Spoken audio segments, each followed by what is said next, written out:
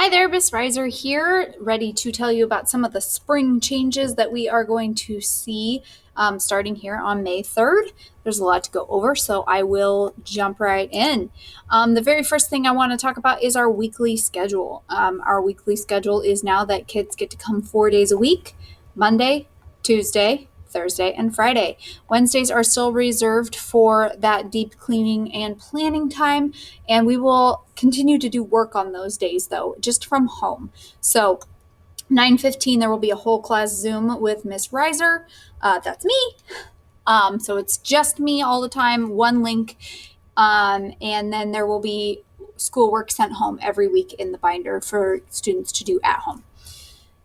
That's just Wednesday though, and I don't plan on doing anything on Seesaw. I will let you know if my plans change on that, but at this point, I'm going to just not do that anymore. So here we go. Everything else is just going to be on paper. Daily schedule. I called this hybrid 4.0 because it's 4 days a week now. This is the schedule as of 4/28. That is April 28th, the day that I'm making this video. Things have shifted frequently since things were announced on April 19th. So this could change. However, the start time and dismissal time will not change, and lunch times will also not be changing. Those have been thought out, planned out, and set in stone. But if a couple of these other things change, I may let you know if it's important. Keep in mind here, morning packet. This is something students will work on as they come into the building. Start time is at 9 o'clock. Please do not be late. Please come in at 9 so that I can get that attendance in and so that students don't miss any of their important learning. And I skipped something there on that last slide. Let me go back. Right here, you'll see there's a mask break from 12:45 to 1 o'clock. We will go outside and have a chance to take off masks, but mostly kids just like to run. This is now our chance for a snack. So here on this next slide, I will explain to you that given our schedule, our lunch is now at 10:52, which is pretty early. It's about a half hour earlier than they were eating before. And we were wrapping lunch up around noon. We're now going to be wrapping lunch up around 11:15. That's about a whole 45 minutes of extra time that students won't be eating at school, and I expect that they will probably be quite hungry by 2:15. So we will give them the opportunity to have a snack at outside recess at that 12:45 time. The school is able to provide some snacks, but they cannot give snacks to all students. We just do not have we don't have the snacks available for that. So please consider packing your student a snack for the afternoon. Make sure you set it aside so that they know which one's a snack and they don't eat it at their lunchtime. I won't be monitoring them at lunch to say, hey, wait, no, that's your snack. You could also, and this would be greatly appreciated, donate snacks to our class. The only thing about those is they'd have to be individually wrapped and nut-free. So individually wrapped as in like a granola bar in a wrapper. Goldfish in packets. Last year, prior to COVID, families would bring big cartons of goldfish, and I can't do that anymore. I can't pass those out. It's too much of a contamination risk. So they have to be wrapped in their own individual baggies for me to hand to students. So please just consider donating a snack to the class. That way I can make sure everybody is happy and not hungry throughout the day. But obviously, if that's not within your means, please do not feel any pressure to do so. The other thing is please let me know if you need a school snack so that I can be prepared and get the snacks from the office and have enough. Okay, big changes. Okay, breakfast is the biggest one. While we can be 3 feet distant in class, students have to maintain the 6 feet distance when their masks are off to eat. So breakfast and lunch have had to change. Breakfast will no longer be served here. Okay. There is not space to serve the grades 1 through 8 with everybody back and maintain that 6 feet distance. We've thought of several options and none of them are really feasible. And therefore, breakfasts are now going to be packed, prepared, and given to students the day before to be taken home. So on Monday, students can grab their breakfast for Tuesday.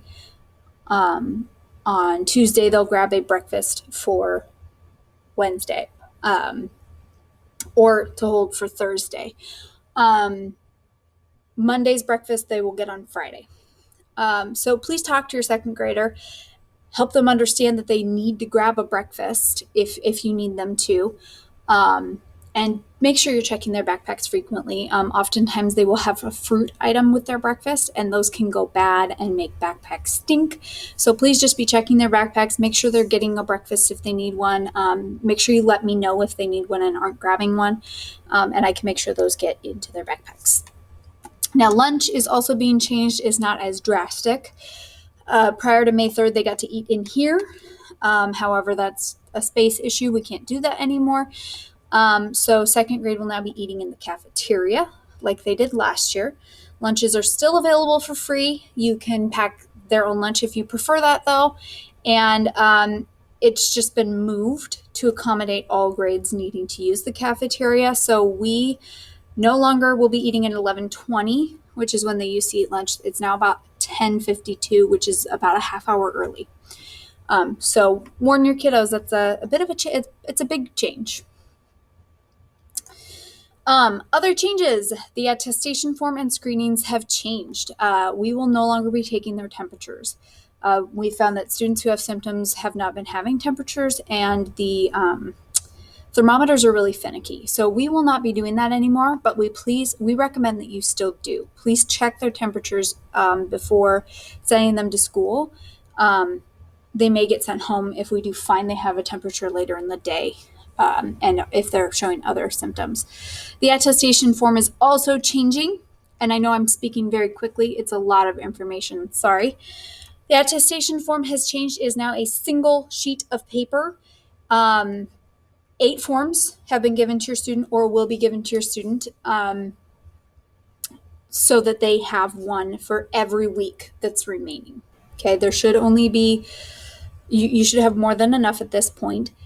Please make sure you're checking them daily for symptoms. Even if you send this Monday and they didn't have a runny nose, if they have a runny nose on Thursday, please keep them home. They will be sent home if they have symptoms.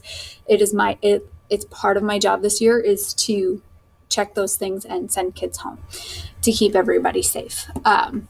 So please check your students every single day. However, you only need 1 form a week. You can bring it in on Monday. 1 form covers all 4 days. Each student has to have a form. So if your student has older or younger siblings, they each need their own. We can't go hunting down older siblings to find out if the older sibling has one.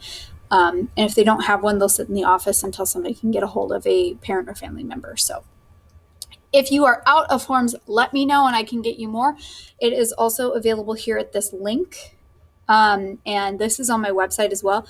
You can click the link and it will take you right to the document in English and in Spanish. Okay, so finally, and that just got bigger.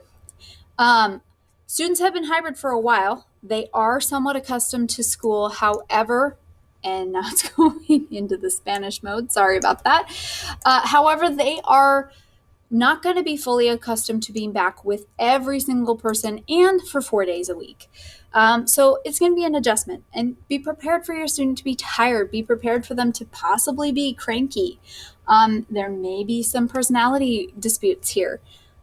Let me know if you hear of any of those things. If there's any concerns, let me know and I will do my best to address them. Final few reminders. We're still wearing masks.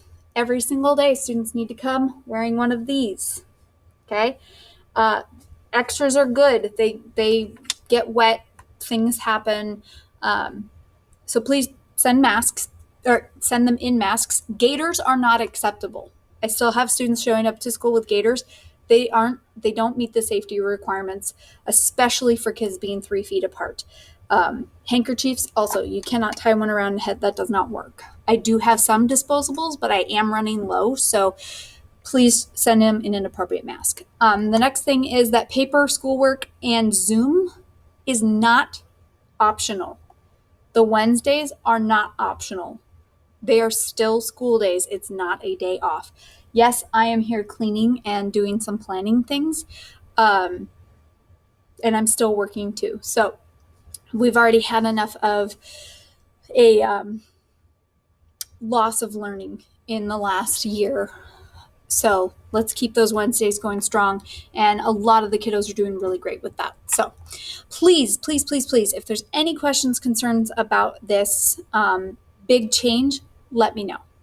You can reach out to me via email. Email is best because I can get to it when I have time.